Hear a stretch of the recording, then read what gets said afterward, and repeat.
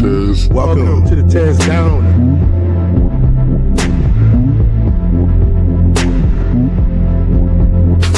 Welcome. I'm the Tez.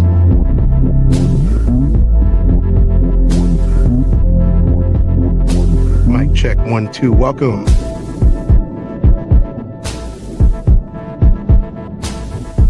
Welcome to the TezDown. Party time.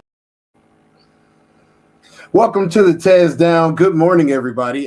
This is the very first Black History Month special, and I promised it to you guys the other day, and I'm going to deliver right now.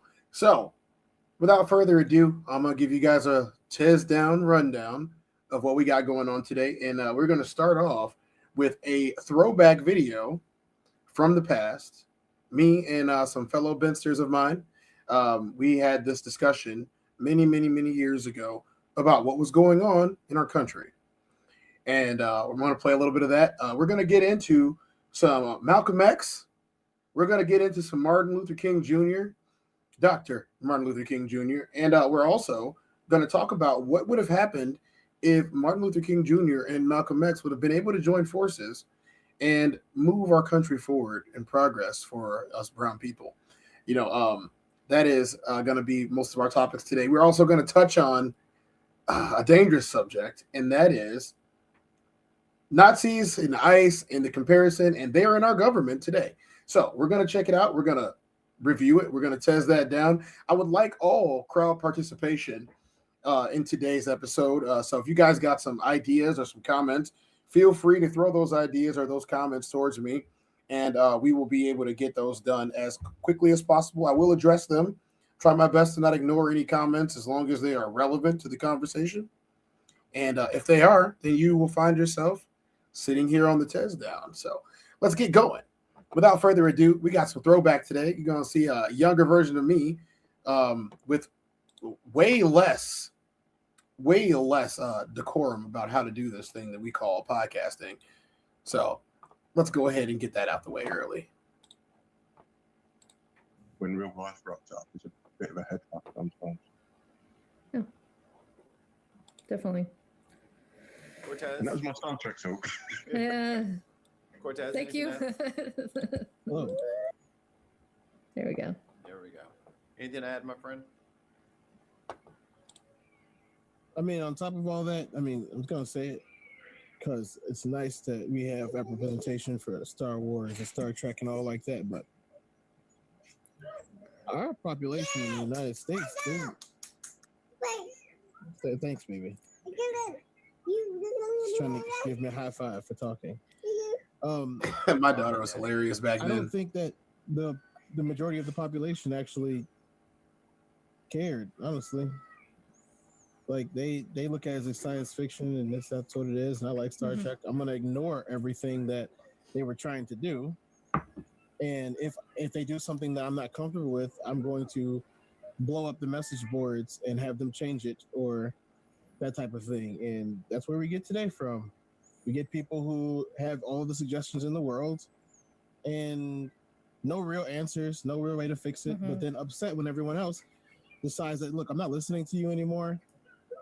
And I'm going to do what I need to do to have you hear me, because you keep telling me what I shouldn't be doing, but you're not telling me what I should be doing or how to fix a problem. So You want to put your hands over your ears? Or close your eyes too.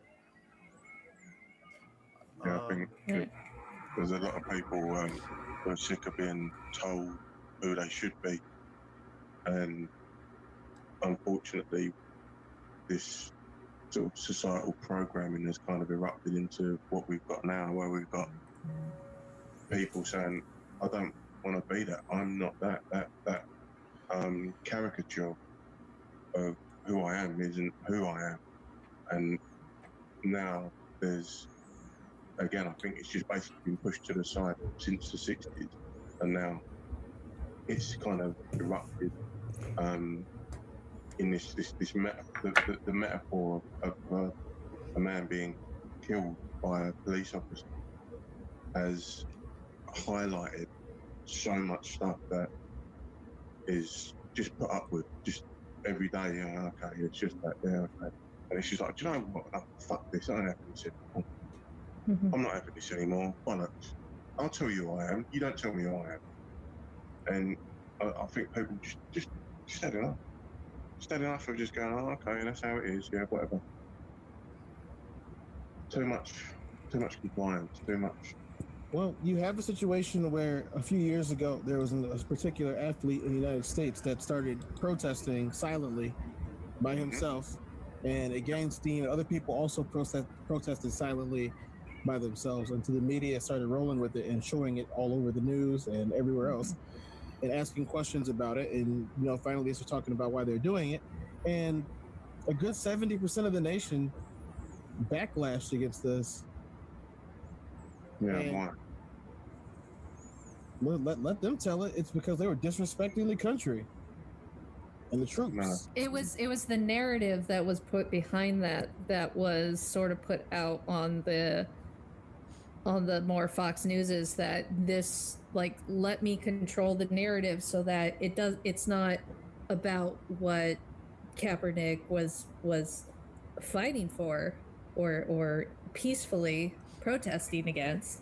It was that, it's during the national anthem, which immediately means the flag, the troop, America, men and women dying, like fighting for freedom, and that's how the narrative was controlled. And so instead of hearing what he really was working towards and those who were supporting him, it was, let's attack him for what he is doing, not what he is saying. Yeah, and there's the power structure of this pincer movement of how do you protest? How do you make change? Oh, well, you do it peacefully. Okay, well, this guy's doing it peacefully. Oh, he's disrespecting everything. Okay, well, then we'll do it violently. Oh, I can't believe you're doing it violently. So how the fuck do you affect change? When, if you do it peacefully, you're divided. If you do it forcefully, you're divided. So you just got to stay in your fucking lane. And That's it. That is how. That is how it is. That was years ago. I'm pointing out the South. We shot that video. We did that podcast over 5 years ago. Shout out to the Ben Podcast, the original channel that I had, and it's still going strong. If you guys get a chance after this, make sure you guys subscribe to the Ben Podcast Network. You still see me over there sometimes. But this is the TezDown, and it's all for me. But yes, we looked at this years ago, and the same question that we asked back then: how are you supposed to do this then? Because we're under the impression, I'm under the impression, and so many millions of Americans are under the impression that you have a right to protest, especially peacefully, and that you shouldn't be hit with any injunctions or sanctions against your livelihood or your physical life, your body, because of it. And these leaders today that we're going to take a look at and we're going to talk about, these leaders, they embodied this better than almost anyone in the 21st century. So this is an excerpt called The Lost Tapes. It is an excerpt from a speech that Malcolm X gave, one of his last speeches, I believe. And we're going to witness what's going on, Skull. Hey, Sonny, how you guys doing? We're going to witness the greatness of oratory skills that were Malcolm X. And we're going to do it right now on the TezDown.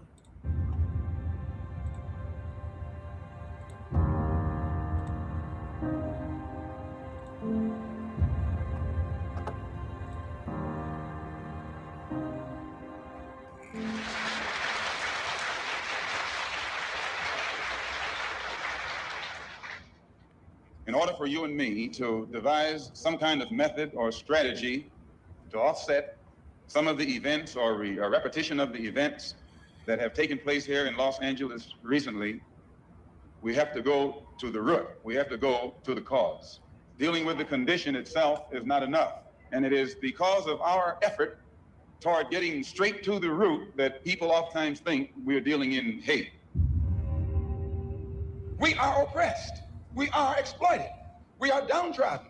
We are denied not only civil rights, but even human rights. So the only way we're going to get some of this oppression and exploitation away from us or aside from us is come together against the common enemy.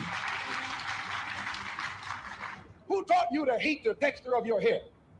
Who taught you to hate the color of your skin to such extent that you bleach to get like the white man? Who taught you to hate the shape of your nose and the shape of your lips? Who taught you to hate yourself from the top of your head to the soles of your feet? Who taught you to hate your own kind? Who taught you to hate the race that you belong to? So much so that you don't want to be around each other. No, before you come asking Mr. Muhammad, does he teach hate? You should ask yourself, who taught you to hate being what God gave you? And I, for one, as a Muslim, believe that the white man is intelligent enough. If he were made to realize how black people really feel and how fed up we are without that old compromise and sweet talk. Stop sweet talking him. Tell him how you feel. Tell him what kind of hell you've been catching, and let him know that if he's not ready to clean his house up, if he's not ready to clean his house up, he shouldn't have a house. It should catch on fire and burn down.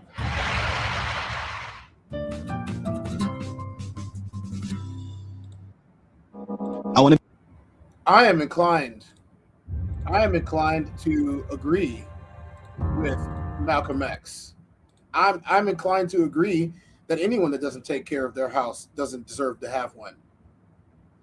And that includes this country that we live in. You have to do housekeeping. You have to do maintenance. You have to be able to clean things up, make things better. Why are we regressing at a time such as this? And for me, the first person that's going to do a Black History Month this stream, I want it to be ahead of the curve. I'm not saying that this is not the only one that I'm going to do. I believe I'm going to do a weekly special. Matter of fact, that's what we're going to do. We're going to do a weekly special on the TezDown called the Black History Month special. Once a week, we're going to do a special on another revolutionary leader from Black history. Today, we are doing Malcolm X Martin. I wanted to do them together for good reason. I believe that them together would have been fantastic for Black and brown people in this country. I really do. Passports Code said, yeah, I'm more of a radical like Malcolm versus being nonviolent like Martin. See, here's the thing. I don't think that Martin was all that nonviolent. I think that a lot of what he did had to do with nonviolence, but I don't believe that ultimately he did not also call the people to stand up and do something about it. And, that being said, we got another video, and the next video that we're going to play from today is a video from Dr. Martin Luther King Jr. during his address, what's commonly referred to as I've been to the mountaintop. They love to cut out so much of Martin's speeches because so much of Martin's speeches were extremely revolutionary that many of you may never have heard them. So I'm going to play it and tell me what you guys think. I'll break it down and tell you what I think when we get done. We're not going to watch the entire speech. We're going to watch an excerpt from it. I'll stop it when I get ready to stop it, and then I'll show you guys where to go and find it if you want to watch the rest of it. But this speech was the I've been to the mountaintop speech. There's no video for it. There's just audio, and we're going to be fine with that. Pay attention to the words here.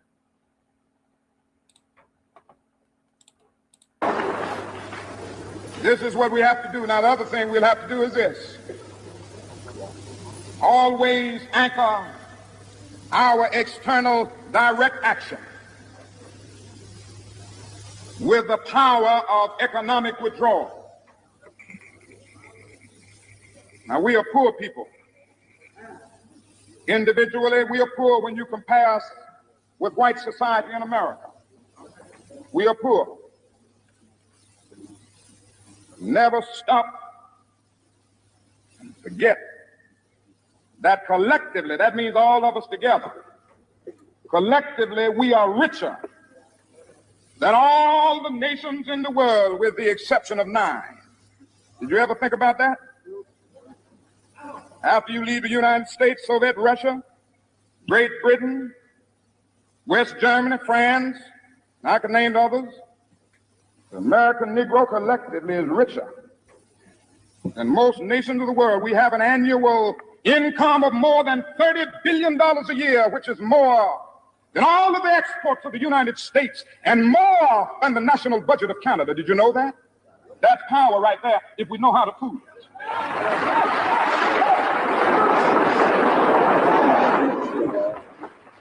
We don't have to argue with anybody. We don't have to curse and go around acting bad with our words. We don't need any bricks and bottles. We don't need any Molotov cocktails. We just need to go around to these stores and to these massive industries in our country and say, God sent us by here to say to you that you're not treating his children right. And we come by here to ask you to make the first item on your agenda fair treatment where God's children are concerned. Now, if you're not prepared to do that, we do have an agenda that we must follow. And our agenda calls for withdrawing economic support from you.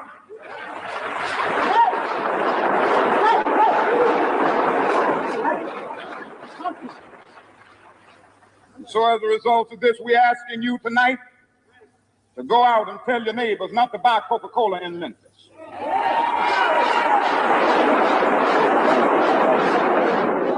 Go by and tell them not to buy Seal Test milk.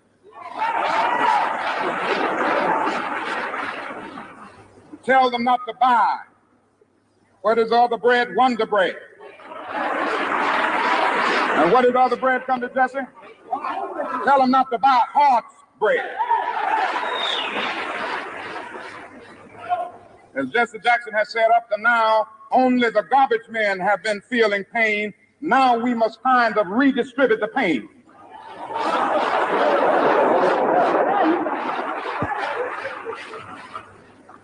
We are choosing these companies because they have been fair in their hiring policies, and we are choosing them because they can begin the process of saying they are going to support the needs and the rights of these men who are on strike. And then they can move on downtown and tell Mayor Loeb to do what is right.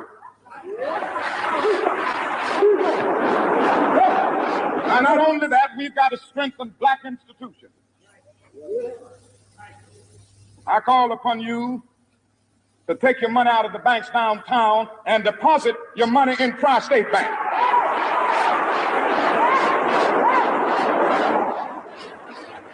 We want a bank-in movement in Memphis. Go by the Savings and Loan Association. I'm not asking you something that we don't do ourselves in SCLC.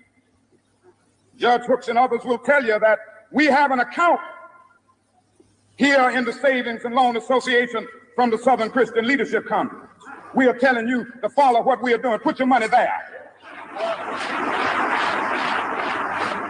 You have 6 or 7 black insurance companies here in the city of Memphis. Take out your insurance there. We want to have an insurance in. Now, these are some practical things that we can do. We begin the process of building a great economic base. And at the same time, we are putting pressure where it really hurts. You see, Malcolm and Martin together would have been able to reestablish a foothold for black people and brown people in this country 60 years ago if people were listening. If people did what they said to do. This is the real reason why Martin and Malcolm were assassinated. This is the real reason why. Martin wanted us to remove financial support from companies that did not support our agendas. By our, I mean the advancement of colored people in the United States. How to cripple a company is to remove its ability to support. They called this canceling a couple of years ago, but Martin Luther King Jr. had this planned out. He told people what to do. It wasn't a suggestion. He told them to do it. He told them to take their money out of the banks. He told them to take their money out of those credit unions. He told them to stop buying these products. He told them to stop patronizing these companies. And if you stop patronizing these companies, then they will have to change because they need your financial support. Collectively, black people have, as he stated, and it's still the same today, collectively, black people have a GDP higher than the majority of countries in the world. If black people collectively got together and decided that they were going to do something about this by removing financial support, then we could make in waves. We could move mountains. We could stop being marginalized in media. We could stop being marginalized in consumer products and even in the workplace. But again, Martin and Malcolm, they got taken out, and people seem to have forgot their message, and their message got sanitized to the point of where they're just black and white figures that never really lived in a modern time, and that is how everyone looks at them. It's very unfortunate that's the case. So what we're going to do is, after we've already heard them speak, which we just did, you guys can find this speech. It's called MLK, I've Been to the Mountaintop. It's the Martin Luther King Jr. Center for Nonviolent Social Change. We're going to look at this video, and this video is called You've Been Lied To About Martin Luther King Jr. and Malcolm X. You have been lied to about them. Everything your history teacher told you about Martin Luther King Jr. and Malcolm X was a lie. Designed to keep you weak, divided, and powerless. The truth died with them in 1965 and 1968, and that was exactly the plan. The FBI tried to blackmail King into ending his life. Malcolm X's convicted assassins were innocent, and the government knew it for 56 years. These aren't conspiracy theories. These are documented facts your textbooks deliberately left out, because if you understood who Malcolm and Martin really were and how close they came to uniting, you'd realize the entire story was designed to keep Black America from ever building real power. The peaceful dreamer versus the violent radical. Enemies fighting for opposite visions. This story was manufactured to make sure the most dangerous alliance in American history could never happen. Today, I'm exposing 6 lies that have kept us divided for 60 years. 1955.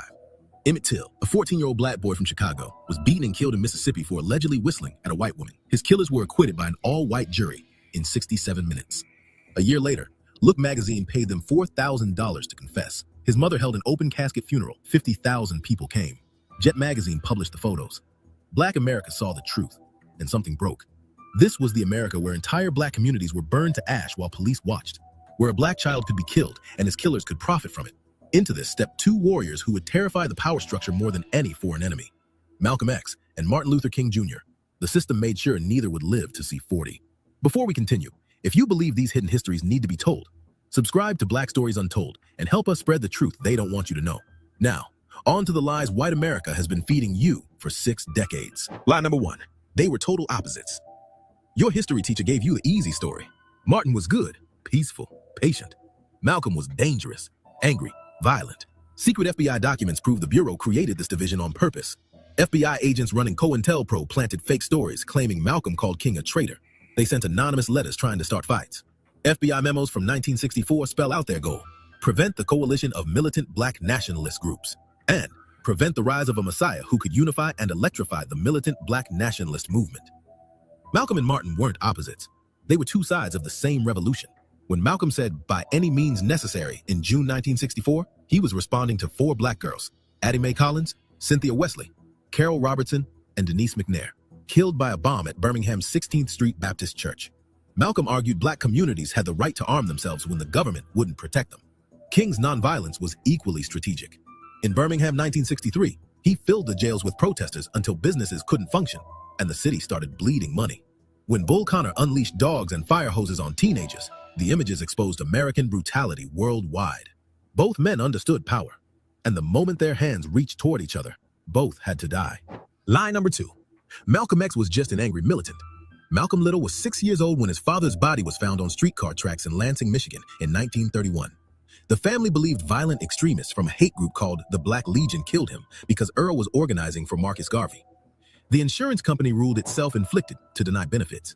His mother struggled alone with 7 children. In 1938, she had a mental breakdown and was committed to Kalamazoo State Hospital for 24 years. Malcolm was 13 when he and his siblings were scattered into foster homes. At age 20, Malcolm was sentenced to 8 to 10 years for burglary. In prison, he copied the entire dictionary by hand, read Kant, Schopenhauer, Nietzsche, transformed himself from a street hustler into a scholar who would speak at Harvard and Oxford. Hey. When he joined the nation... That was Denzel Washington as Malcolm X in the movie. It was a great movie if you guys ever cared to watch the movie. He did a really good job of playing Malcolm X. ...of Islam in 1952, he built an empire. The NOI had about 500 members. By 1963, Malcolm grew it to 100,000. He recruited Muhammad Ali, founded Muhammad Speaks newspaper, reaching 600,000 circulation. He was building black power that didn't need white approval. But here's what destroys the angry militant lie. In 1964, Malcolm left the nation and went to Mecca. He wrote, "I saw tens of thousands of pilgrims from all over the world. They were of all colors, but we were all participating in the same ritual, displaying a spirit of unity and brotherhood." He founded the Organization of Afro-American Unity and started building bridges. How many people have heard of this organization before? He said, definitely going to watch it later on with my glasses off now that I'm older. Exactly. What's going on, Roxy? How you doing? Roxy over here checking in. What's going on, y'all? As you guys can see already, there are some misconceptions that we have been taught for generations, that we even repeat in our own statements, in our own debates, in our own conversations. We're repeating things that aren't true at all. How many people have recognized the Organization for Afro-American Unity? How many people have heard that before? Huh? Someone tell me.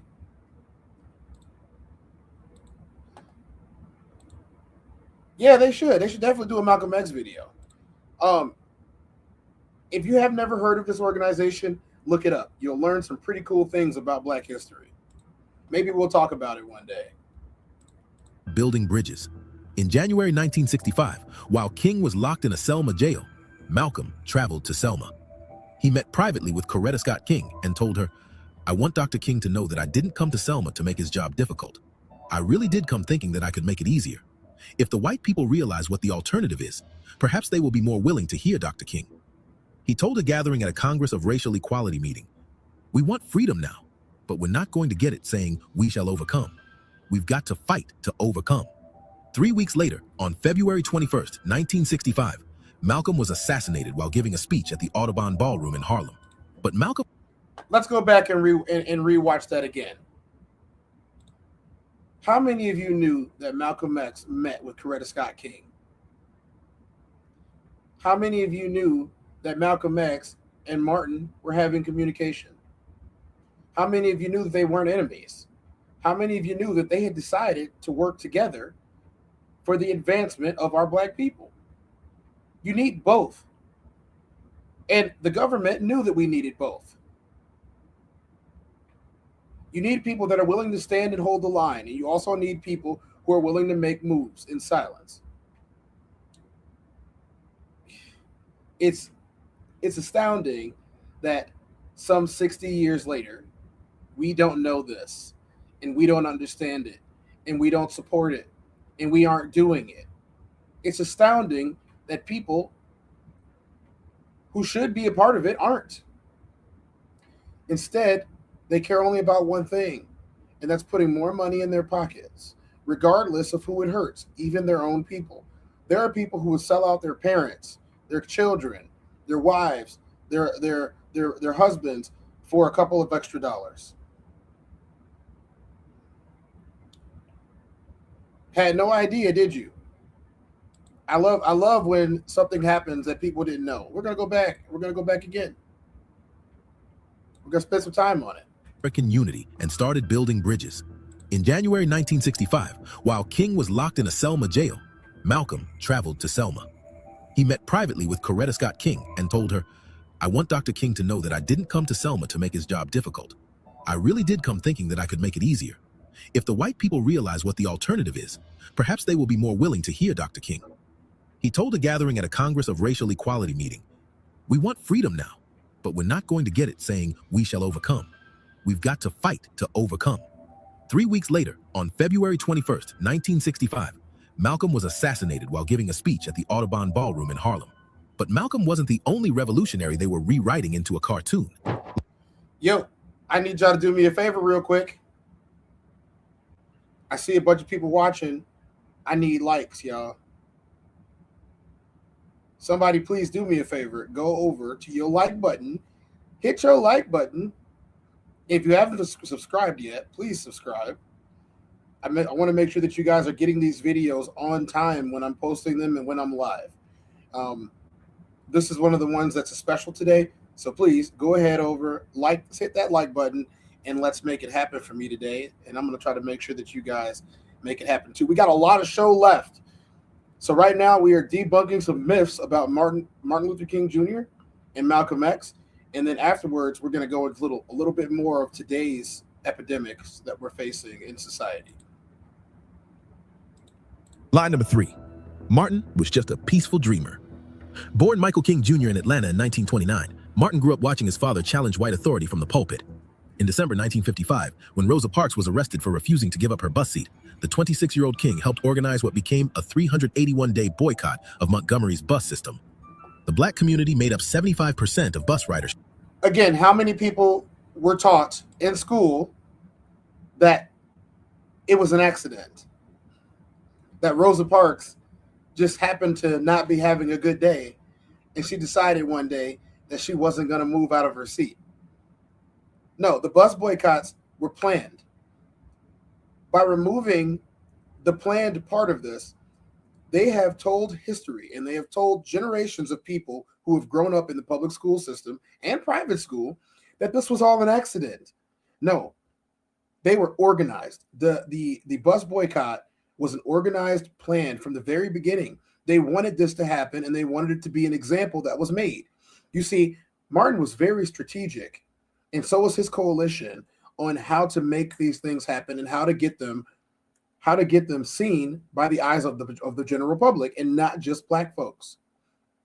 Martin understood that it took more than just black people to make change in the country.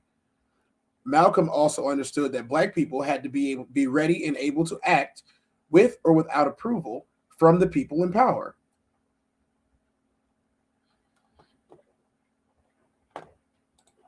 So this was a plan. This was a plan. All of this was planned out, and it was important that it was. Born Michael King Jr. in Atlanta in 1929, Martin grew up watching his father challenge white authority from the pulpit. In December 1955, when Rosa Parks was arrested for refusing to give up her bus seat, the 26-year-old King helped organize what became a 381-day boycott of Montgomery's bus system. The black community made up 75% of bus ridership. They crippled the city's transportation revenue for more than a year. King and other organizers arranged carpools and coordinated rides, while the city arrested him and 88 others for conspiracy to interfere with a business. The boycott held. By December 1956, the Supreme Court ruled Alabama's bus segregation law. You guys see this, right? They enacted a law. The Supreme Court enacted a law so that a bus boycott, a protest, a peaceful protest, could not take place.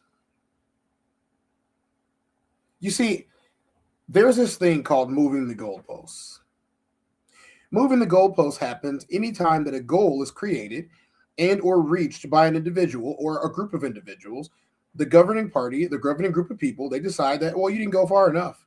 Well, you told me to go 100 yards. Now I got to go 120. Imagine today if we were playing football and the goalpost was moved back 15 yards.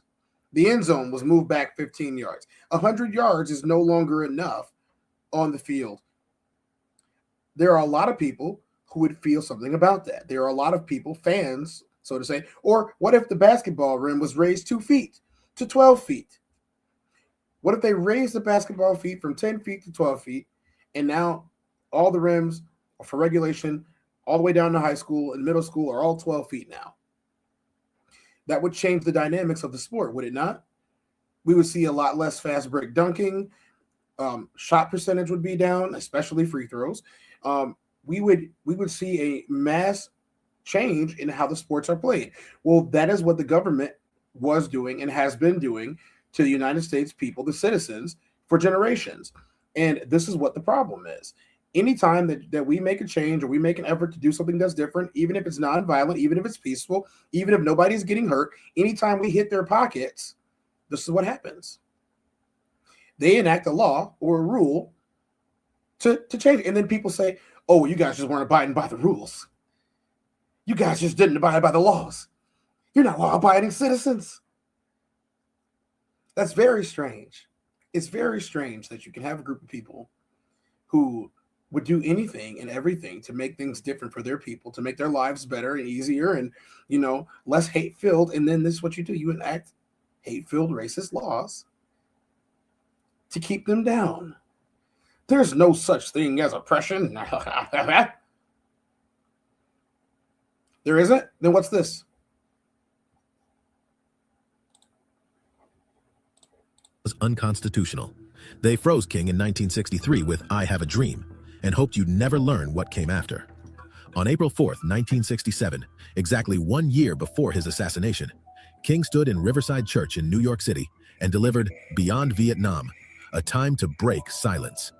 He called the United States government the greatest purveyor of violence in the world today and connected the dots between racism, capitalism, and militarism.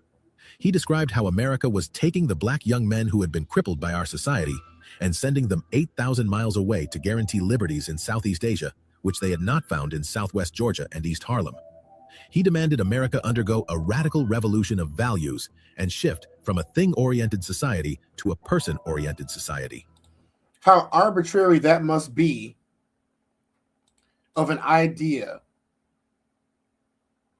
to switch from a society that's built on capitalism and how much stuff you have to a society that's built on how taken care of are the people in that place. How arbitrary an idea it must be for equality and freedom in a place that calls itself the land of the free. So what happens to Martin? What happens to Malcolm with their ideals? The backlash was instant and brutal. The Washington Post published an editorial titled A Tragedy, saying King had diminished his usefulness to his cause, to his country, and to his people. The New York Times accused him of linking two public problems that are distinct and separate. The NAACP passed a resolution condemning King's anti-war stance. Civil rights leader Ralph Bunche accused him of making a serious tactical mistake. King lost allies, donations dried up, and the FBI marked him for destruction. But he pushed forward anyway. In December 1967, he announced the Poor People's Campaign. I want you guys to get a good look, maybe screenshot that. For extra credit, somebody please send me who all of these men are. You do see President John F. Kennedy and Dr. Martin Luther King Jr. all in the same room. As you guys can see, there is a distinct pattern that is being displayed here in the 1960s in America. No problem, Roxy. These are things that most people don't know. And even though the information is readily available, the way we were taught in school was that we taught you everything there is to know, and we beat you over the head with it with the same stuff every year. So there must be nothing new to find out. So there's no reason for you guys to go searching for this. Well, this is the information age, and we're going to find out everything that we can about these people. A plan to bring 3,000 poor people of all races to Washington, D.C. to occupy the National Mall until Congress passed an economic Bill of Rights guaranteeing employment, a living wage, and housing. They would build Resurrection City, a shantytown on federal land, and refuse to leave until their demands were met. This wasn't about asking nicely anymore. This was about forcing the government's hand through economic disruption. King was killed in Memphis on April 4th, 1968, while organizing striking sanitation workers. But here's the lie that made it all possible. The lie that kept these two giants from ever joining forces. Lie number 4. They hated each other. March 25th, 1964, U.S. Capitol Building. Malcolm X and Martin Luther King Jr. met for the first and only time. Both were attending Senate hearings on the Civil Rights Act. After King finished the press conference, Malcolm approached him in the hallway. They shook hands, exchanged pleasantries. Photographers captured one image of them smiling together. The entire encounter lasted less than a minute, but the Have you guys ever seen that picture of Martin and Malcolm smiling together? How many people have seen this picture before? Think about it. Probably not very many. This is not one of the pictures that is usually shown when they're talking about Martin Luther King Jr. or Malcolm X. This, for sure, was not in any of the textbooks that I grew up with. Facts go. Doesn't matter. It doesn't matter if he was black or white. It mattered that he was an American citizen. And the people of America need to be treated as if they're American citizens, especially when they're marginalized, especially when they've been marginalized. At this point, we're still talking about Jim Crow era. We'll talk about Jim Crow another day. It won't be today. You guys need to be coming back here. So subscribe to the channel You guys need to be coming back to see these things. But we're talking about black men here who the media painted for generations, 60 years now, that they didn't get along and that they hated each other, that they were polar opposites. Starting to see that much wasn't true, was it? You see, once they started organizing and once they started meeting, once they started talking, once the conversations and the phone calls were going back and forth, and yes, they were both being wiretapped by the FBI. They both were. The FBI sent letters to Martin Luther King Jr. telling him that he needed to unalive himself for the good of the nation. He didn't do so. Neither did Malcolm X. He said they show it in the movie Selma. Yeah, they show it in the movie. It was not in the textbooks. Encounter lasted less than a minute, but the media spun this into a decades-long rivalry that kept Black America divided over whose tactics to follow. Secret FBI documents reveal the truth. The Bureau worked deliberately to prevent any alliance. COINTELPRO memos from 1964 describe operations to prevent the coalition of militant Black nationalist groups, and specifically to keep Malcolm's followers from joining forces with King's movement. After Malcolm's assassination, King wrote to Malcolm's widow, Betty Shabazz, "While we did not always see eye to eye on methods to solve the race problem, I always had a deep affection for Malcolm and felt that he had the great ability to put his finger on the existence and root of the problem." By early 1965, both men were moving toward the same revolutionary understanding. Malcolm was reaching out to SNCC organizers like John Lewis and Fannie Lou Hamer, offering his organization as support for the more militant civil rights. I talked about John Lewis in one of our videos on the Ben podcast years and years and years ago when he passed away, five and some odd years ago. I will play part of that again after this. And I want you guys to just understand that this is not new. Workers who were tired of getting beaten without fighting back. King was connecting domestic racism to American imperialism and calling for fundamental economic restructuring. They were converging on a shared truth. The enemy wasn't just segregation laws, but the entire capitalist system that required Black oppression to function properly. Imagine if they'd united. Malcolm's organizing with King's authority, Malcolm's international connections with King's churches, Malcolm's self-defense with King's ability to expose white violence. That would have been unstoppable. The government knew it.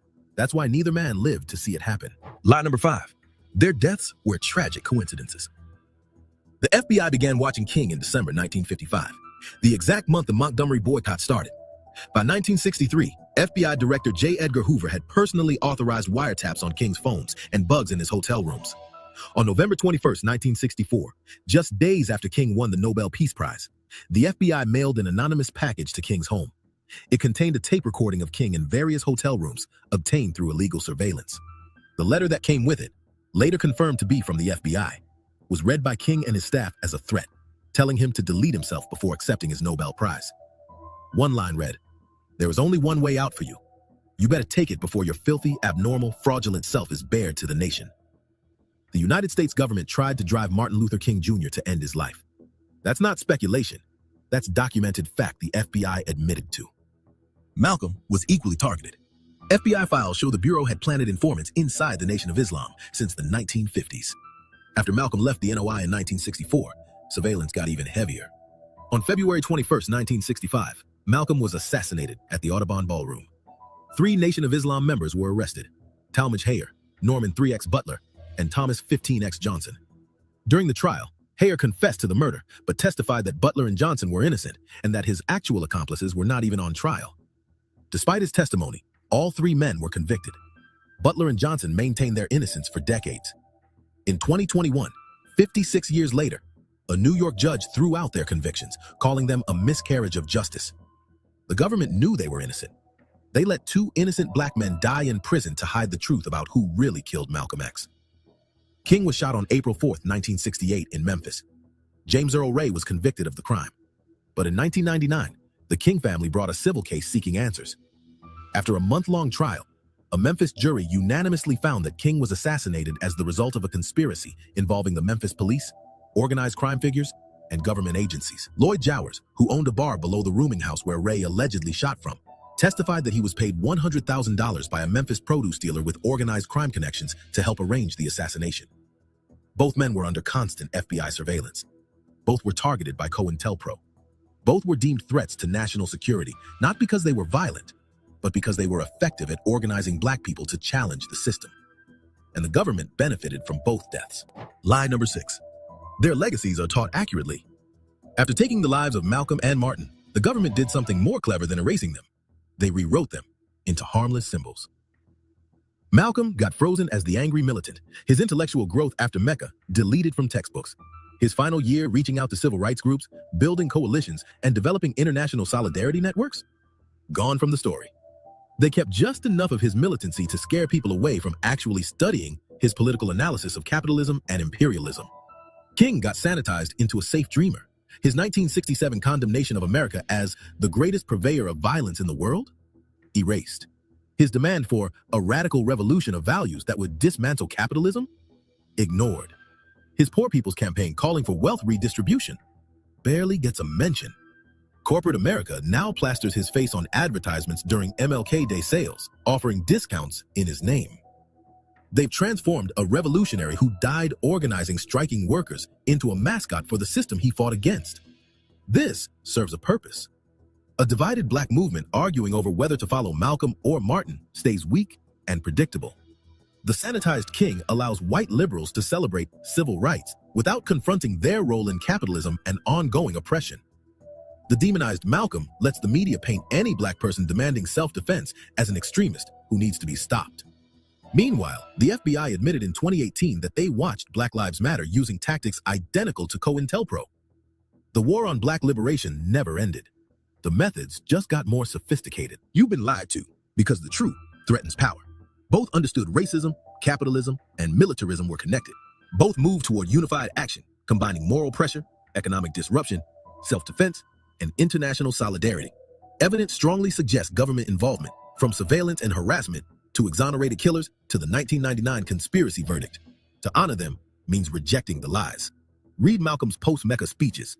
Read Beyond Vietnam. Understand their complete evolution. Refuse to choose between their strategies. Black liberation requires combining all approaches: protest and institution building, moral appeals and economic pressure, integration and self-determination, nonviolence and self-defense. Malcolm and Martin were killed, but their vision survives. Black people united across differences, economically independent, internationally connected, willing to fight for complete liberation by any means necessary. That vision still terrifies power, which is why we must speak it, teach it, and live it. If you want to resist the whitewashing of history, subscribe and share this video. Drop a comment telling me which lies shocked you most, and check out our other videos where we expose more revolutionaries the system tried to erase from history. This is Black Stories Untold.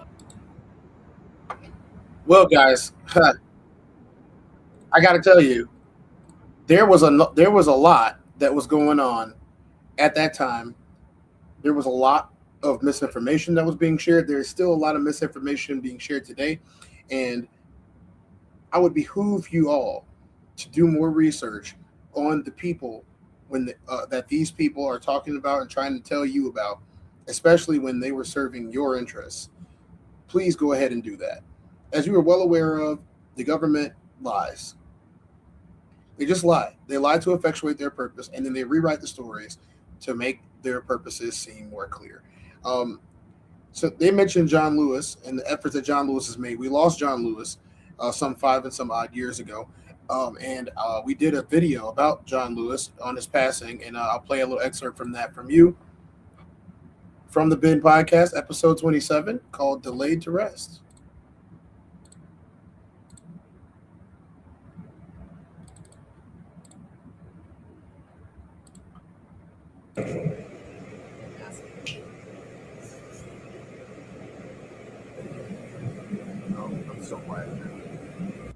Our sound quality was terrible back then. I'm a Brit, but I understand how important his contributions were and how steadfast he was within the movement, and how consistent he was, and how much of a massive loss he is with regards to just the civil rights movement in itself. And again, I'm not going to sit here and pretend to be, again, as au fait as you guys are, because I'm in a different country. Yeah. But I've done my studying up on him and seen how much he meant and what he did, his achievements. And again, just consistency. I think this is something that we've got a very short-termism in modern life, and guys like him, we're just like, to quote Tony Benn, the late politician over here, you've got weather vanes and you've got signposts. He was a signpost. He weren't blowing in the wind. He was just a boom. This is it. This is the way we're going. And he stuck to that message and didn't waver, just kept going and achieved so much in a very, very long and influential life. And if any of us can carve 1% of what he did, then we've done well. Yeah, that's a major achievement to get at 1% of Yeah, John Lewis. definitely. Cortez, any remarks? For me, John Lewis was someone that we could all look up to. And I say this because he was someone that was a freedom fighter who turned to government and tried to make a change from the inside. And I think that if we had more people like him to represent those interests in government, we could get some change done.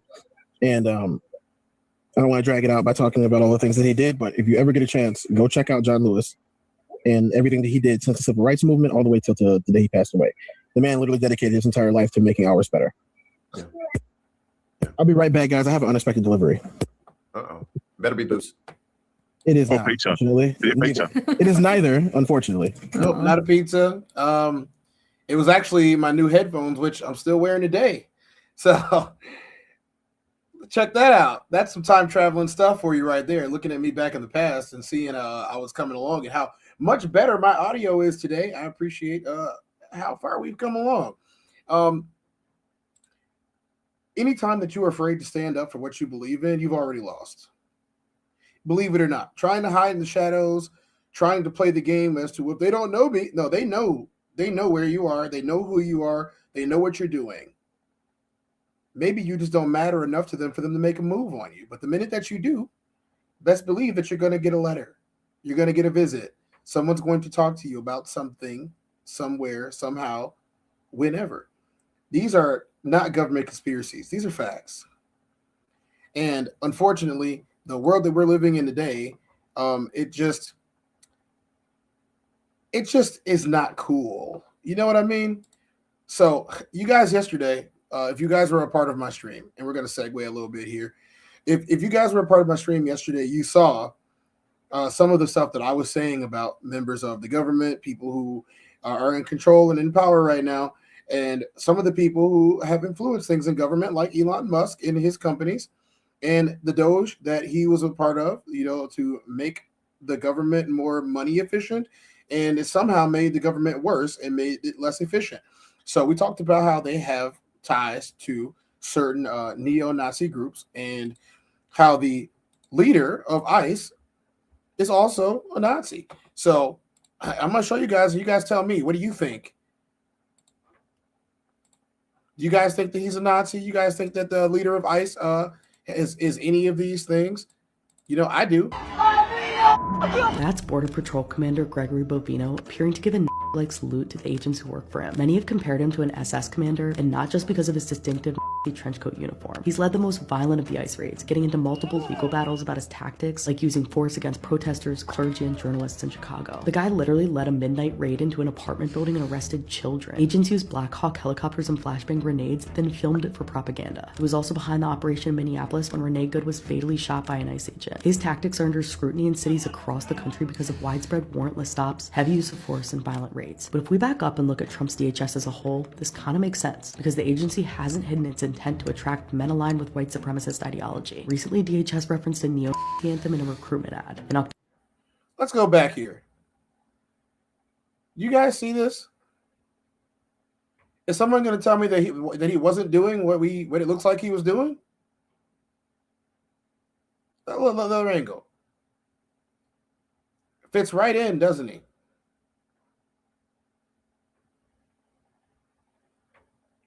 Yeah. His uniform is almost identical to this.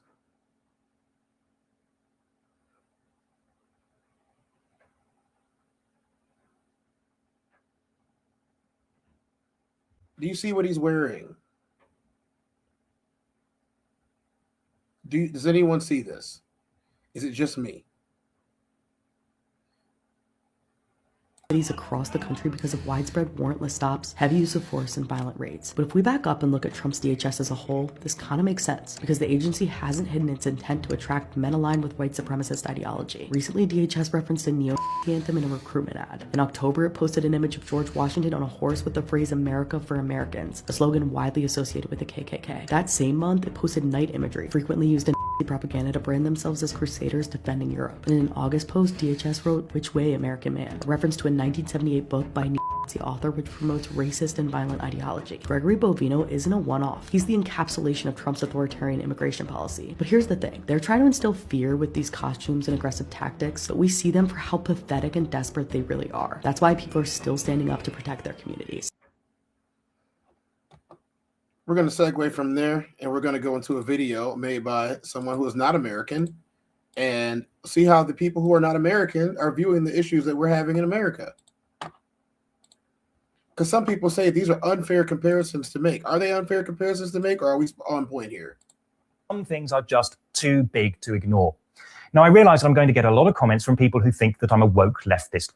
But German history is one of the things that I talk about on this channel, and when parallels are already being drawn between major events today and what was happening in Germany about 95 years ago, it would be remiss of me not to say anything. So as US Immigration and Customs Enforcement, ICE, continues to terrorize the general population, many of its critics have been comparing it to the infamous Gestapo, suggesting that it's part of a new fascist regime being set up even as we speak. I don't think that this is the best comparison, though. That's not to say that the events unfolding over there are not horrifying, that absolutely are, but I personally would compare ICE not with the Gestapo, but with the SA. The Gestapo is a rather different organization. So perhaps we should start by asking ourselves the question, what was the Gestapo exactly? Now, if, like me, you're British and grew up in the 1980s watching the sitcom Allo Allo, you might remember Herr Flick of the Gestapo. Or if you're not that old, you might be thinking of Stephen Merchant's character in the movie Jojo Rabbit. But of course, these satirical portrayals really don't do justice to the sheer horror of what the Gestapo actually got up to. The word Gestapo is actually a contraction of the phrase Geheime Staatspolizei, which means secret state police. It wasn't secret in the sense that nobody knew it existed. It was secret in the sense that it was responsible for covert surveillance and intelligence gathering. At least that was the intention when it was set up in 1933, although set up is not exactly the right word here. It was formed out of the Prussian secret political police, which had been around since the 1850s.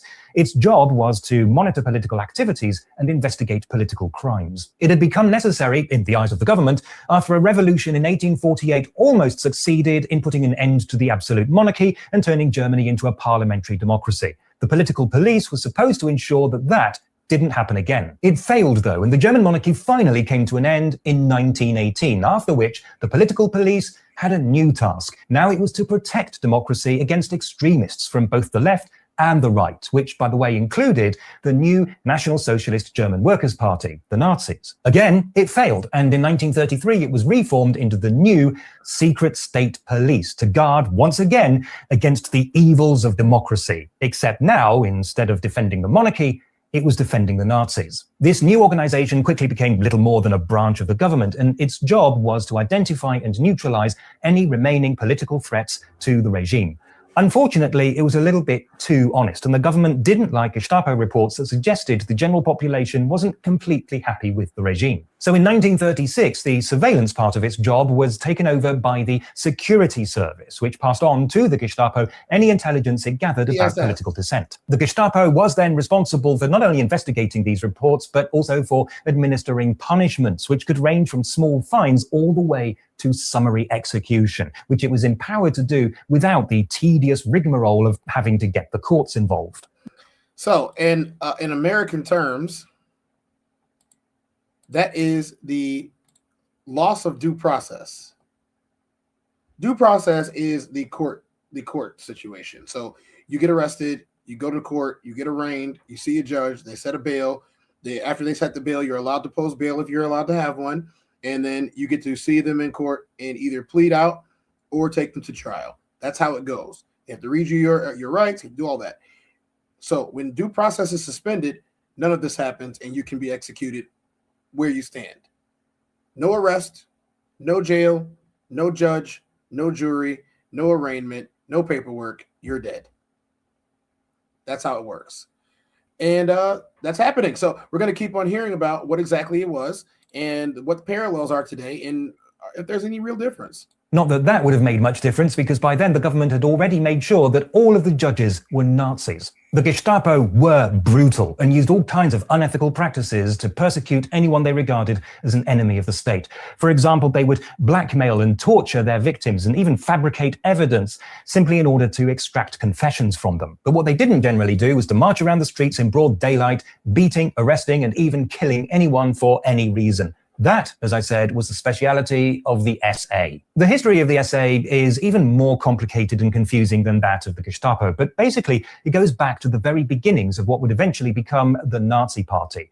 This was in the uncertain and sometimes violent period between the two world wars, when it was quite normal in Germany for political parties to employ their own security personnel. The Nazis were no exception, and their security guys formed what came to be the Storm Division, the SA. These were not people who were selected for their intelligence. It was a paramilitary organization that specialized in brute force. As the Nazis grew in power and influence, the SA was doing a pretty good job of instigating fights and riots in the streets. Its main targets were communists, social democrats, Jews, and even some Christian groups. In short, they were thugs who, over time, became more and more organized and eventually developed a military-style hierarchy. In 1933, as the Nazi Party was tightening its grip on power, the SA was in effect used as a kind of auxiliary police. Regular police officers were made to patrol together with SA men who were authorized to act on behalf of the state. Once the infamous Reichstag decree was enacted, the SA was suddenly free to do almost anything it wanted and set about terrorizing, arresting, imprisoning, and torturing anyone they didn't like. However, while the SA helped to put the Nazis in power, it was now in a position to remove the Nazis from power and had therefore become a threat. So in 1934, the party neutralized the SA by assassinating its senior members and taking over its leadership. So, to sum up, the Gestapo was mostly concerned with investigating and punishing political dissent, while the SA was more concerned with terror through brute force. How does this correspond to present-day America? There are, of course, no perfect matches, because history doesn't really repeat itself. As the saying goes, it rhymes. So we're not looking for exact parallels, but rough approximations. My impression of ICE's activities at the moment is that they're closer to what the SA might have done. According to reports, its recent massive intake of new recruits has happened with very little oversight and barely any training at all, as evident in the astoundingly unprofessional conduct we've seen of late. So I think that ICE is being, or has been, reformed into the Trump administration's SA, bullies who are authorized by the state to bully people. The role of Gestapo, I think, is more likely going to be played by something like the FBI, perhaps with the help of an intelligence agency like the CIA, just as the Gestapo was helped by the security service. And I have to be honest, given the apparent lack of oversight, I have a nasty suspicion that a lot of these new ICE agents were involved in the January 6th insurrection and have little or no formal training. In short, they are, not to put too fine a point on it, thugs. And I think this is what we have to bear in mind. It's not just one organization that we have to worry about. The Nazi regime was supported by a whole network of different organizations, each one protecting all of the others. That was not exhausting in the general sense, but this is what Greg Bovino said.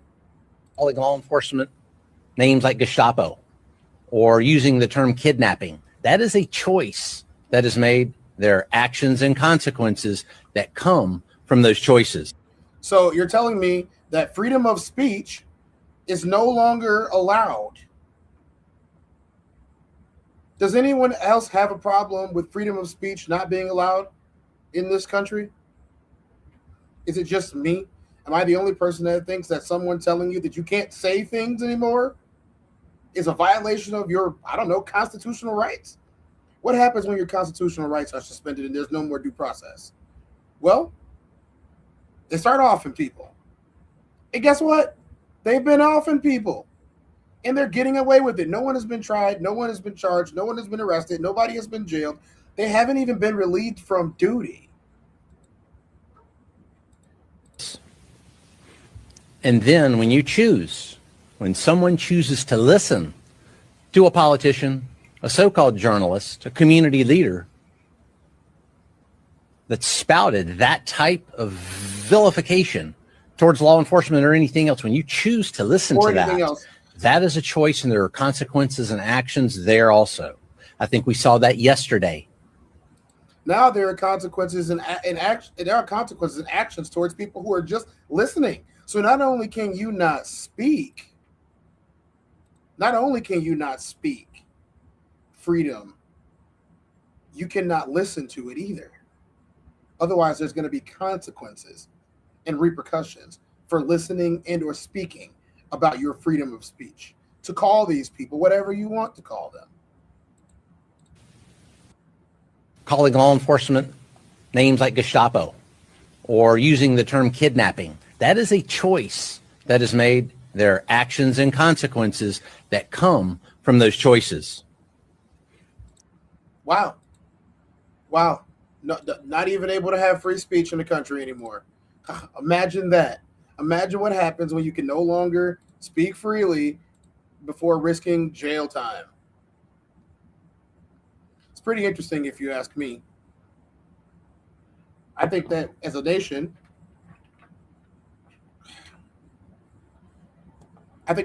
nation, we need to do something about this. I think that as a nation, we need to think about how un-American this really is. In the last 24 hours, there have been multiple protests.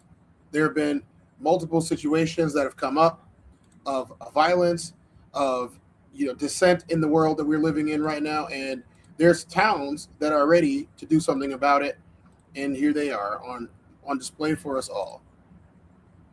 Comes as Washington leaders prepare for a possible legal showdown with the federal government. Today, the governor and attorney general called ICE agents out of control and their actions unconstitutional. Come as Michelle Esteban joins us live with next steps and reaction from the chair of the Washington GOP. Michelle. Well, Molly, this was not only about denouncing ICE, it's also about putting them on notice. We are focused on preparing to the fullest extent possible for a similar escalation by ICE against our will here in Washington state. It is a direct response to this, just 2 days after another U.S. citizen, Alex Preddy, was fatally shot in Minneapolis. The Department of Homeland Security said the agents acted in self-defense, but conflicting accounts from eyewitnesses and state and local officials are questioning that claim. ICE is, to be blunt, completely and totally out of control. Governor Bob Ferguson and Attorney General Nick Brown pledging to use every legal option available and insisting they will react to any federal action in our state that violates constitutional or state law. We need immigration enforcement in this country, from my perspective.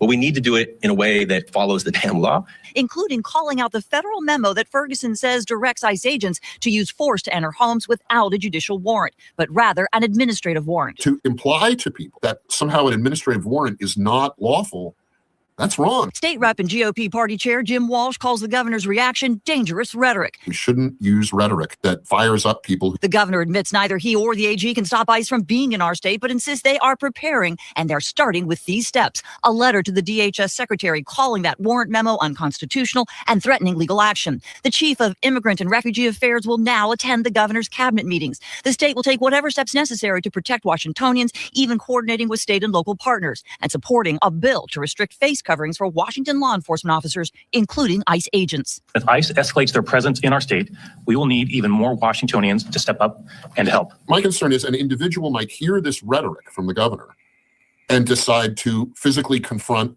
a federal law enforcement agent in the midst of executing an immigration warrant. Now, that community vigilance is really about if you see something, say something. State leaders really referring to all the cell phone videos we've seen posted to social media as ICE moves in and operates in various cities and communities. But that's the latest. I'm Michelle Esteban. We'll throw it back to you.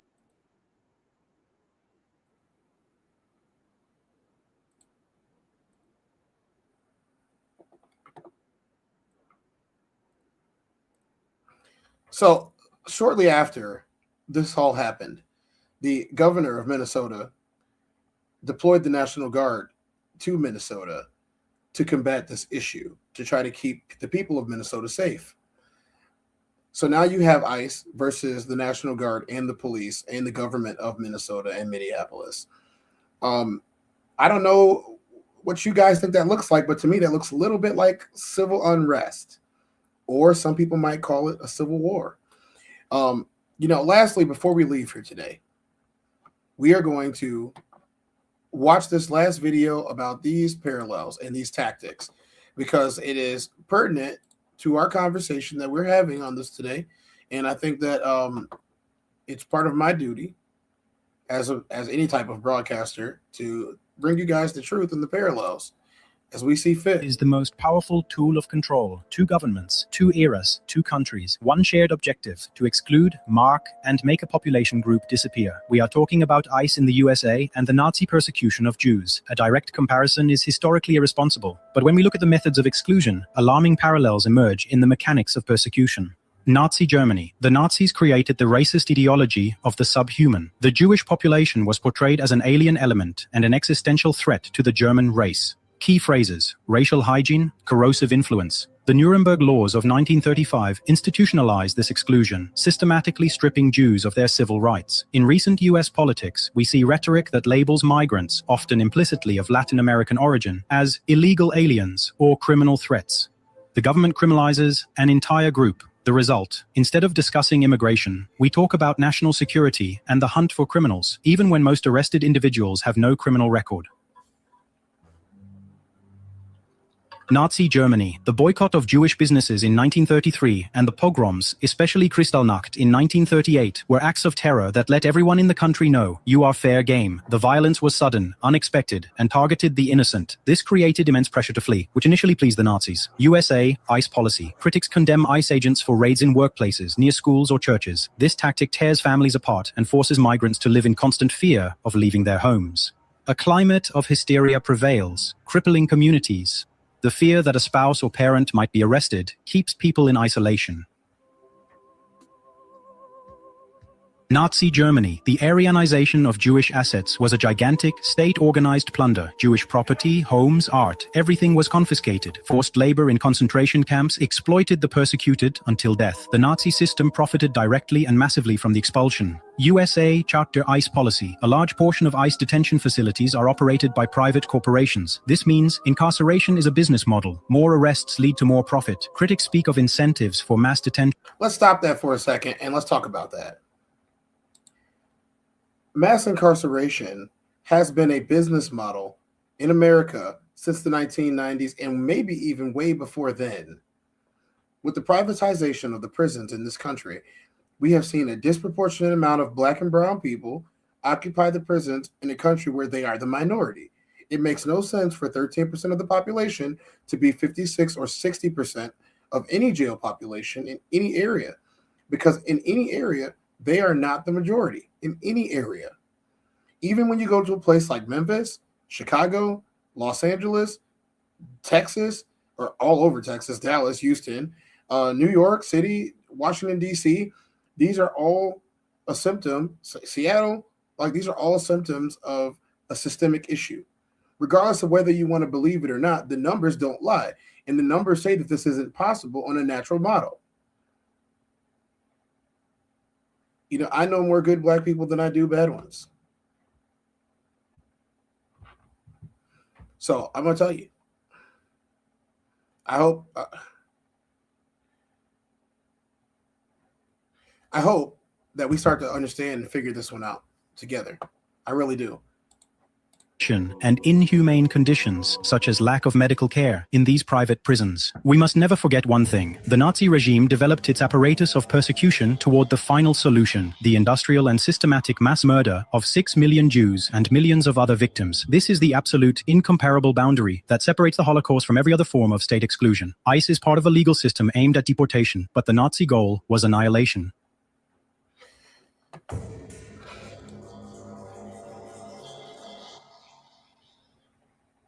The parallels in the mechanics, the dehumanization, the arbitrary fear, the profit from exclusion, are an urgent warning. They show how easily democratic principles can be eroded once a group is marked as the enemy. History teaches us that we must stop the beginnings of exclusion before the mechanism becomes unstoppable. Thank you for watching this difficult but necessary comparison. If this video gave you new perspective on how exclusion begins, please hit the like button and subscribe so you don't miss our next deep dive into history and current events. Your support helps us to keep asking these tough questions.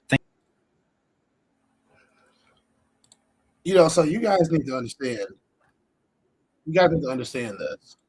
One of the main things that I have a problem with is the government, any police force having the ability to stop you and bother you without identifying themselves, without asking for your identification, without any real process of how to do it. No one should be able to run inside of your house. No one should be able to come and get you out of your job. No one should be able to go into the schools and take your children on suspicion. No one should be able to do that. That is not the law. Due process should exist regardless because of the law, and they're operating outside of that. Especially if the officer did not identify themselves. It is a law that that officers have to identify themselves in this country, including federal officers. They all have to identify themselves. That is a law. It is being ignored by ICE. It is being ignored by the federal government right now, and many people are facing the backlash from it. As you can see, I don't see any of the 2A people standing up and saying we had a right to carry guns or anything. When this man was killed in Minnesota, this is only going to continue getting worse unless people stand up and do something about it. I'm not telling everybody to go to a protest. I'm not telling anybody to do that at all. Matter of fact, it's probably one of the worst things you can do is go to a protest. What I'm telling you is that when it comes time to vote, just go and vote. Vote for your local authorities. Forget about the national election right now. The president's going to be the president for the next 3 years. Go and vote. Go and vote for the people that make decisions. Vote for your aldermen. Vote for your governors. Vote for your state representatives. Vote for your state senators. Do all of that. That's going to help you out. That was the conclusion of our Black History Month special number 1, Malcolm and Martin. I do have some more stuff for you guys. I have the channel list for all of the constituents of the Raw Society Coalition. If you guys would do me a favor, go over and give them a follow. This is the Raw Society Coalition. That is myself, Classic Codes, Souls of Thought, Uncle Plug TV, and Conversation with Soft Rain. Soft Rain's been posting a lot of content lately. You guys go ahead and check that out. And then on the Souls of Thought channel and the Raw Society Coalition, there's a No Middleman podcast, as well as a couple new channels or a couple new episodes that Souls has dropped of some new content. One of them has been pretty cool. That's his music theory that he's been dropping with Riri. I like that a whole lot. There's also the Raw Reels with Classic and Souls of Thought. Uncle Plug channel on Uncle Plug TV. Uncle Plug drops all types of content, whether it be from money management up until sports. You guys can go check that out. Classic Code Sports is not on here, but make sure you check out the Classic Code Sports as well as the DDOG podcast. DDOG podcast is another podcast that I'm a part of, where we do all the sports and wrestling that you can imagine. We've been covering the entire NFL and the Road to WrestleMania season. We should be getting a new episode out soon, maybe tomorrow. And then also there's the TezDown. You guys are here right now. Thank you for being on the TezDown today.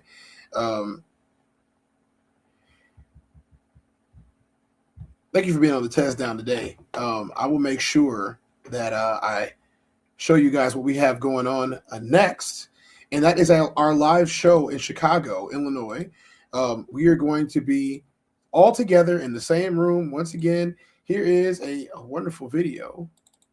I'ma win any type of way.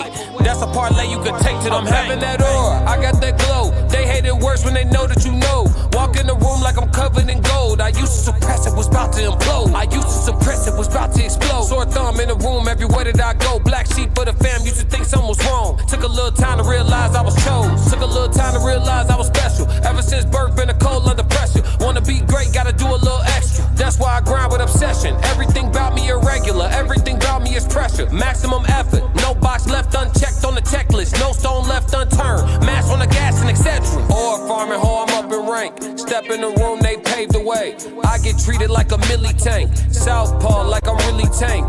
I do things that they really can't. You guys make sure that you go ahead and check that out. I'm gonna put this up again. You guys take a screenshot of the Raw Society Coalition and the Singles and Soulmates show that we're going to be doing live in Chicago on February 13th. You're going to get a concert by B-Class. When I say concert, you're getting a concert. You're getting a full set from B-Class, a.k.a. Classic from the Classic Codes. Myself, Souls of Thought, Uncle Plug, Conversation with Soft Rain. We will all be there live and in person and in color. All that black and white that we had to see today, we were going to be in color, guys. And it's a grown folks event. only for the grown and sexy. Please don't bring your children unless they're of age, over 21. It is at a location that serves food and beverage. You will have plenty of time to go to the bar and make your orders and get your food orders in if you so choose to. This is going to be a very intimate event. You're going to have tables. This is not a standing room event, guys. This is not a standing room event. You guys have tables. You're going to be able to sit down in the audience, enjoy yourselves, look good. Bring your pookie. Bring your babe. Bring your bae. Whatever you call your big giant teddy bear of a man, you bring them.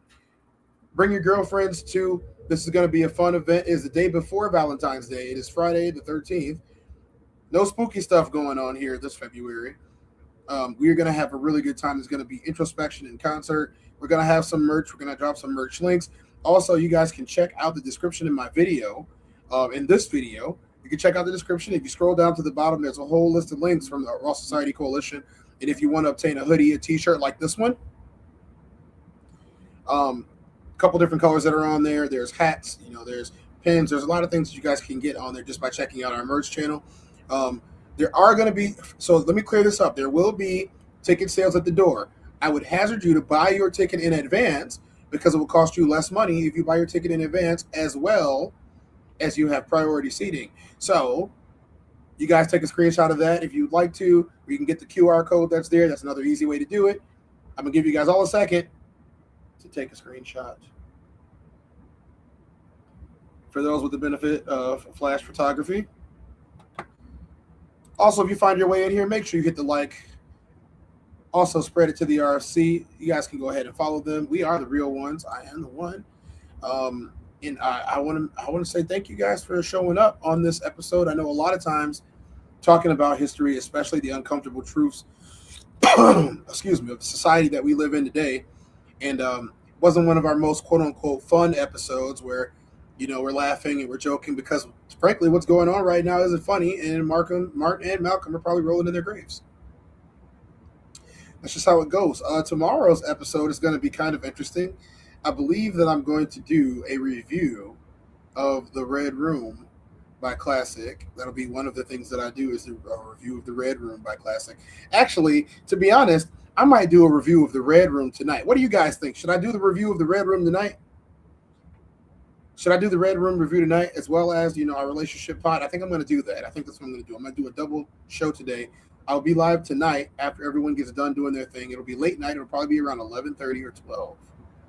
I'm going to do a review of The Red Room tonight, and you guys don't want to miss it. The Red Room is an adults-only show. I heard it got pretty wild the last time that they were in there. So I would only imagine that's going to be a little bit wilder. We put the TezDown syndrome into effect. We give them TezDown syndrome, y'all. If y'all don't know what that is, you probably won't find out. I'm very selective, and I am very isolated at the moment. We're going to throw in some other things from relationship culture in there tonight. I figured I'd separate these two. So tonight, make sure you guys mark your calendars. I will be putting up a thumbnail, and I will be letting it go for tonight after the other shows. Rain, we have other scheduled shows for tonight, correct? You guys, if you guys didn't know, the lovely Conversations of Soft Rain is in the chat right now, and Soft Rain is the first lady of the RSC. She's a lot more than a glorified secretary, y'all. Do not call her that. She does bite. I haven't found out personally, but I have heard stories. And you don't want to piss off Rain. Not at all. I definitely don't. She said, you wild, Tez. A little bit. Guys, you heard it first from here from Conversation with Soft Rain. There's no middleman tonight at 8:30 on the Raw Society Coalition channel. You guys can see what they're going to talk about tonight. I don't know what they're talking about yet tonight, so I'm going to check it out myself too. But you guys can catch this Conversation with Soft Rain, Souls of Thought, Uncle Plug, live on the No Middleman podcast. And you never know, they always have surprise guests.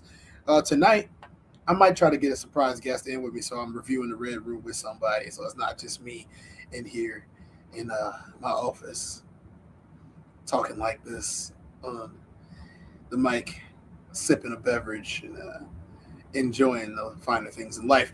It's going to be 8:30 Central tonight. I'm going to come in right after the No Middleman podcast and do my review of Classic's Red Room. And let's just say the last time we did this, it was a little bit crazy and it was a little bit fun. Matter of fact, we got a couple of minutes. Why don't we go ahead and show you guys an excerpt from the last time we reviewed the Red Room. You guys down for that? You guys got time? You guys got time to watch me talk about what we did on the Red Room the last time? Why am I asking like y'all are gonna say no? I'm asking like y'all are gonna say, you know, ain't nobody gonna say no to that, right? Nobody, not especially not me. So let's go ahead and do this.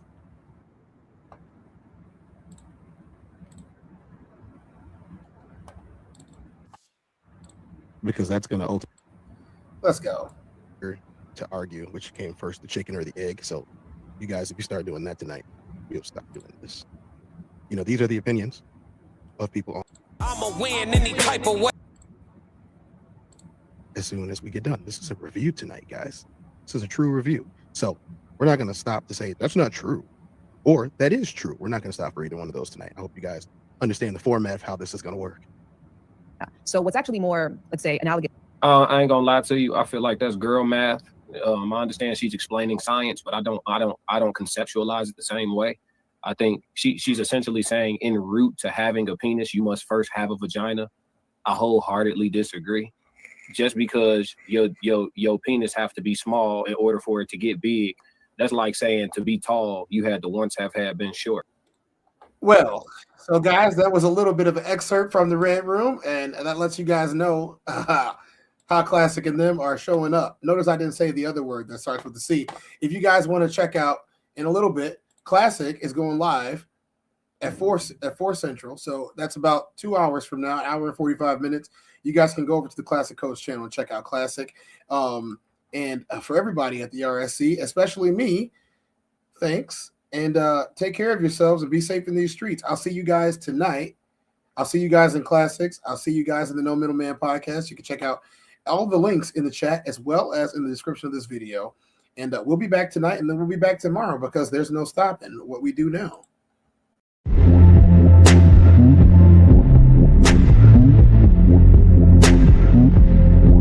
Time to Tez.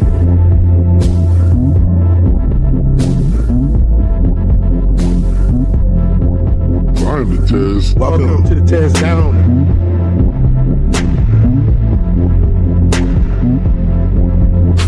Welcome. Time to Tez.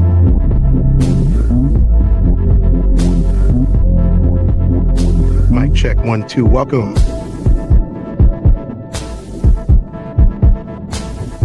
Welcome to the TezDown. Party time.